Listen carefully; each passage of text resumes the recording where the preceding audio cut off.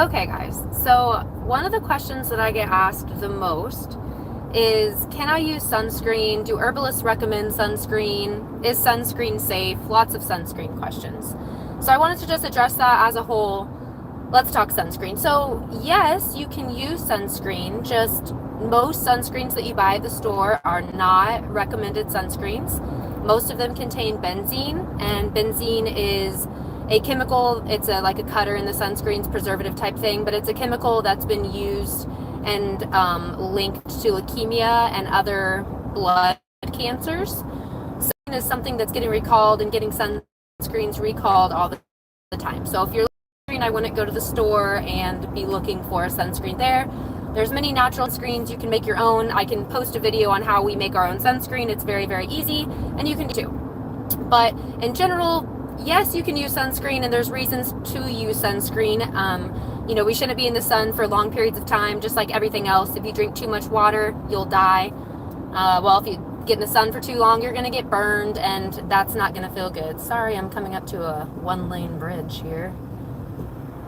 So there's lots of reasons to use sunscreen in moderation, or to use the sun in moderation. But the sun does something for your body that is necessary, which is the creation of vitamin D. And the lack and deficiency of vitamin D has also been linked to many other cancers, rectal cancers, breast cancers, lots of them. So vitamin D deficiency is also a huge cause of cancer. And so there is a reason for your body to be in the sun without sunscreen on yourself, because when the sun interacts with your body creates vitamin D. And vitamin D isn't something that you can easily get through your diet. It's found in like super fatty fish and things like that, but it's not something that's just readily available in the diet. So you need to interact with the sun for your body to create that vitamin D.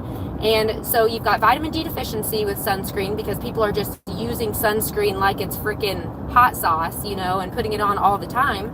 So their body's not ever able to create the vitamin D it needs because it's not interacting with the sun without this sunscreen barrier, whether it contains benzene or not. And then the other side of that sunscreen argument is the benzene, right?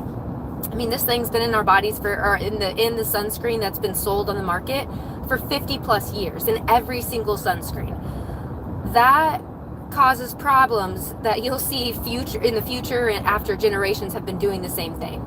So that's what we're seeing right now, and I think that that's why there's such this divide, is because it's an intricate concept to understand, and I don't think many herbalists are just saying, no, you shouldn't ever use sunscreen. There's never a space to use sunscreen. There's a lot of ways to use natural products to block the sun. Like a lot of the oils that are naturally found, like almond oil is a great one, fantastic one. Even olive oil, they all have a natural and stimulation of cells with like the sun and whatever tanning is. But then the last problem that you've got associated with the sun topic is, and this cancer topic from the sun, is like cutting. Okay, it's how we're treating this cancer. All right, so our treatment of it is also leading to more problems. All right, and I'm not even going to go into, I'm just going to stay with the cutting of it, like when they cut out the tumorous portions of cancer, or they cut out the cancerous moles and things like that. That's the wrong way to do it. It spreads it everywhere.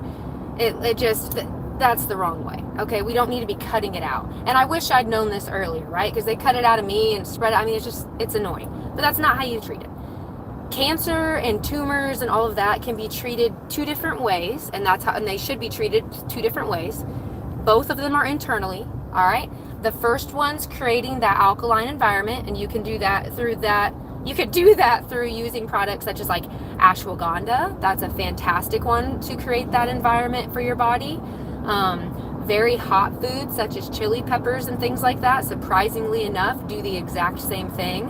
Turmeric's another one. I've got a really good cancer kicker tea recipe in another video. You should use that and get that and make that. It's a great one.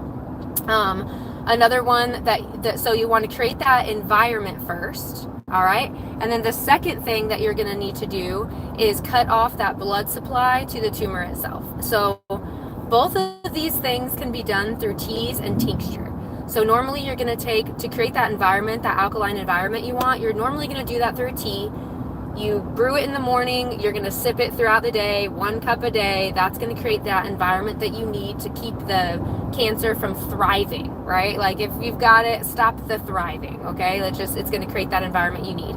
And then the second thing you need is something like a tincture, like a bindweed tincture, because bindweed specifically, what you're trying to do is cut off the blood supply to the tumor itself, and bindweed has been known to do that. So then the second step of it is then you take a bindweed tincture to go ahead and really fight the tumor itself, and it'll cut off the blood supply, the tumor will atrophy, no more tumor. So anyways, the sunscreen question can turn into a very long answer sometimes, which is why I wanted to put it into a video form.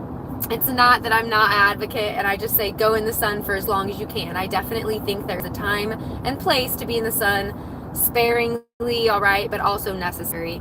And so yeah, it was a 3-part answer, but I think that's the simplest way I can give that answer. So if you have other questions, I would love to talk about it in other videos. But I think that's it for now. Good luck.